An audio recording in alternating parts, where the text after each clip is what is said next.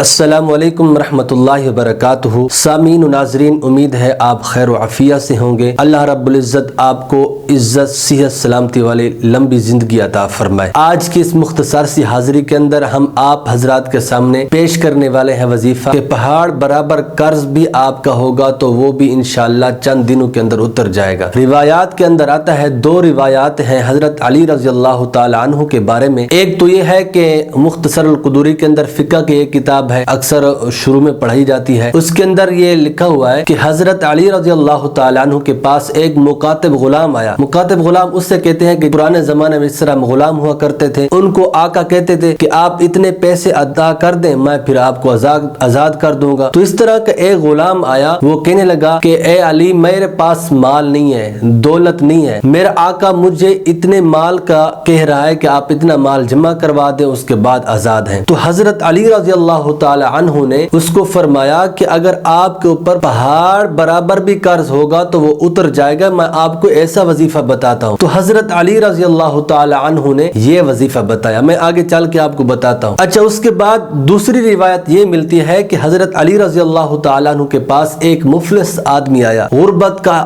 ستایا ہوا، تنگ دستی کا ستایا ہوا، کہنے لگا اے امیر المؤمنین، میں غربت کا بہت ستایا ہوا ہوں، غربت نے میرے گھر کے اندر ڈیرے لگا لیے ہیں، میں بہت مفلس ہوں، غریب ہوں، میرے پاس کچھ کھانے کو نہیں ہے، بال بچے بھوک سے مرتے ہیں۔ تو حضرت علی رضی اللہ تعالیٰ عنہ کو فرمانے لگے کہ مجھے کوئی اس طرح کا وظیفہ بتائیے تاکہ یہ میری تمام کی تمام مشکلات دور ہو جائیں۔ اس کے بعد حضرت علی رضی اللہ تعالیٰ عنہ نے فرمایا کہ اے صحابی، میں آپ کو ایک ایسا وظیفہ نہ بتاؤں کہ اگر آپ وہ وظیفہ کریں تو پہاڑ برابر بھی آپ کا قرض اتر جائے، آپ کے گھر کے اندر برکتیں آ جائیں، آپ کے گھر کے اندر دولت ہی دولت ہو۔ تو حضرت علی رضی اللہ تعالیٰ عنہ نے فرمایا کہ ایک مرتبہ میں آپ صلی اللہ علیہ وسلم کی مجلس مبارک کے اندر بیٹھا ہوا تھا، تو ایک صحابی آیا، اسی طرح جس طرح آپ شکایت لے کر آئے کہ میرے گھر کے اندر غربت ہے، غربت نے ڈیرے لگا رکھے ہیں، مفلس ہوں، گھر کے اندر کچھ کھانے کو نہیں ہے، اسی طرح ایک صحابی نے کہا۔ تو آپ صلی اللہ علیہ وسلم نے ایک دعا بتلائی، ایک وظیفہ بتلایا، تو وہی وظیفہ آپ کو میں فارورڈ کر دیتا ہوں، آپ وہی پڑھیے گا، انشاءاللہ آپ کی یہ تنگ دستی، مفلسی ساری دور ہو جائے گی۔ تو اس کے بعد حضرت علی رضی اللہ تعالی عنہ نے وہ وظیفہ بتایا، میں آپ کو وظیفہ بتاتا ہوں۔ تو اس سے یہ معلوم ہوتا ہے کہ یہ وظیفہ حضرت علی رضی اللہ تعالی عنہ کا بتایا ہوا نہیں ہے، بلکہ یہ آقا نامدار، ساقی کوثر، شافع محشر، نبی آخر الزمان محمد عربی صلی اللہ علیہ وسلم کا بتایا ہوا یہ وظیفہ ہے۔ تو حضرت علی رضی اللہ تعالی عنہ نے فرمایا کہ آپ صلی اللہ علیہ وسلم نے اس صحابی کو یہ وظیفہ بتایا تھا، اللہم اکفنی